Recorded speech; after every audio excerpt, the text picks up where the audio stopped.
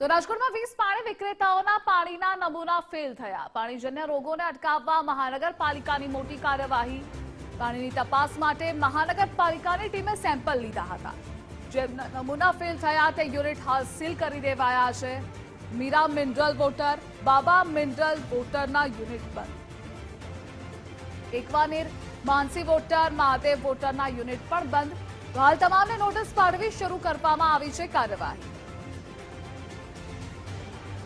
જો તમે mineral water પીવો છો તો ચેતી જજો। રાજકોટ આરોગ્ય વિભાગ દ્વારા જે નમૂના લેવામાં આવ્યા છે તે ફેલ થયા છે ને હાલ પાણી વિતરણ છે તે બંધ કરવામાં આવ્યું છે। આરોગ્ય અધિકારી છે ડૉક્ટર જયેશ વાકાણી, તેઓની સાથે વાત કરશું। સાહેબ, જે રીતના ઉનાળામાં પાણી ખૂબ વેચાતું પણ હોય છે, પરંતુ જે રીતના નમૂના લેવામાં આવ્યા છે ક્યાંક ફેલ પણ થયા છે, શું આખી હકીકત છે? કેટલા નમૂના લીધા હતા અને શું આખી વિગત છે? જી, ખાસ કરીને વાત કરીએ તો રાજકોટમાં છેલ્લા 15 દિવસથી આપણે જે છે ઝાડા ઉલટીના કેસો છે નોંધાતા અનુસંધાને રાજકોટ મહાનગરપાલિકાની પોતાની વોટરવર્ક શાખા દ્વારા સુપર કોર્ડિનેશન કરવામાં આવી રહ્યું છે। ઉપરાંત તકેદારીના ભાગરૂપે જેટલા પાણીના એકમો જે છે કે જે મિનરલ વોટરના નામે અથવા જગના પાણીના નામે સપ્લાય કરી રહ્યા છે, આ ઉપરાંત જે બરફના કારખાના માટે રો વોટર સપ્લાય કરે છે વગેરેની જે છે એ છેલ્લા 15 દિવસમાં જોવા જઈએ તો ગત સપ્તાહે આપણે 49 નમૂના લીધા હતા અને આ સપ્તાહે 20 નમૂના લીધા છે। આ સપ્તાહે 20 નમૂના લીધા હતા, તે પૈકી જે છે એમાં 17 નમૂના જે છે એ અનસેટિસ્ફેક્ટરી રિઝલ્ટ આવતા આપણે આરોગ્ય શાખા દ્વારા તેમને જે છે એ તાત્કાલિક જે છે 7 દિવસ માટે તમામ પ્રક્રિયાઓ સુધારવા માટે અને પાણી વિતરણ બંધ કરવા માટેની તાકીદ અને નોટિસ આપવામાં આવી છે। સાહેબ, જે રીતના અનસેટિફાઈડ થયા છે અમુક વિગત, જો આ પાણી પીએ તો કયા પ્રકારની બીમારી લોકોને થઈ શકતી હોય છે? જી, સૌપ્રથમ તો આપને જણાવવા માંગુ છું કે તમામ જે પાણીના નમૂના જે છે સ્ટરાઇલ પાણીની બોટલ દ્વારા જે છે એ પીડીયુ મેડિકલ કોલેજની માઇક્રોબાયોલોજી વિભાગ ખાતે મોકલવામાં આવ્યા હતા અને ખાસ કરીને એમાં બેક્ટેરિયોલોજીકલ કાઉન્ટ એટલે કે જે બેક્ટેરિયા જે છે એની માત્રાની ચકાસણી માટે જે છે આ ટેસ્ટ કરવામાં આવ્યા હતા। આનું રિઝલ્ટ જે આવતા મોટાભાગના જે છે 17 જેટલા એકમોનું પાણી જે છે એમાં બેક્ટેરિયાની માત્રા અનસેટિસ્ફેક્ટરી એટલે ઘણી બધી વધારે માલુમ પડેલ છે। તો આપણે જોવા જઈએ તો ઝાડા ઉલટી ઉપરાંત મરડો, ટાઇફોઇડ અને ઘણી વખત જે છે કોલેરાના કેસ પણ આવા પાણી પીવાને કારણે નોંધાઈ શકે છે।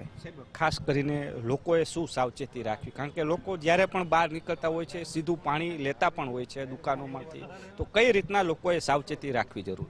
જી, ખાસ કરીને બની શકે તો અત્યારે હાલ જે ઉનાળાના દિવસો ચાલી રહ્યા છે, પાણીનો સપ્લાય જે તમારે ત્યાંથી જે સપ્લાય આવતો હોય, બની શકે તો જો ઘરે પાણી વપરાશમાં લેવાનું હોય તો ઘરે આરો અથવા પાણી જે છે ઉકાળીને પીવું ખૂબ આવશ્યક છે। આ ઉપરાંત જો તમને કોઈ પણ સ્વાદમાં અથવા સુગંધમાં કે કલરમાં કોઈ પણ પ્રકારનો પાણીમાં ચેન્જ દેખાય તો તાત્કાલિક જે છે પીવાનું પાણી જે છે એનું બંધ કરવું જોઈએ। આપણને વપરાશ જે છે પીવાના પાણીનો અલ્ટરનેટિવ પાણીનો વપરાશ જે છે એ પણ પીવા માટે ચાલુ કરવો જોઈએ।